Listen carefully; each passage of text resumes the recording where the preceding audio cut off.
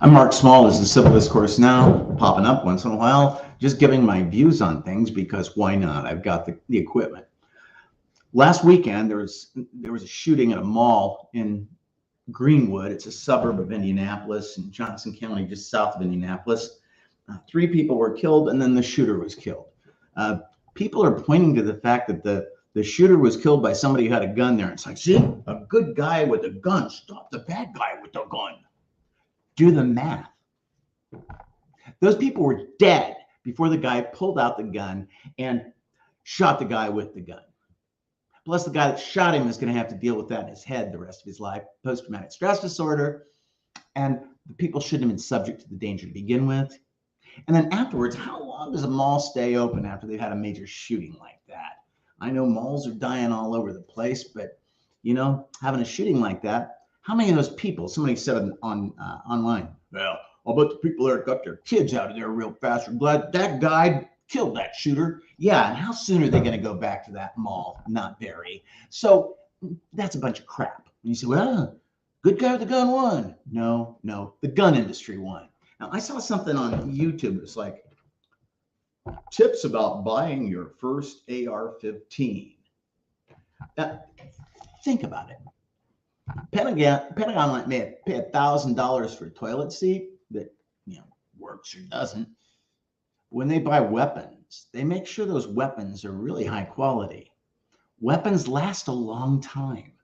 So when you're buying your first AR-15, it's not like you're buying one and you're going to trade it in for another one later. You're stocking up weapons. And the guy in the YouTube video said, well, because you never can tell when they're going to be changing the laws or something. So let's get right down to it. Why are people stocking up on arms? It's not people from the left wing that kill people.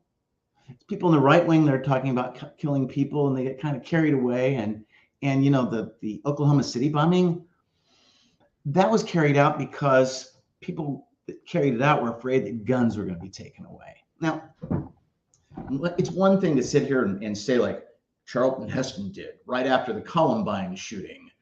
At the NRA convention, just a few miles away from Columbine, he held the gun up and said something like, "From my cold, dead fingers." No, that's not how it happens.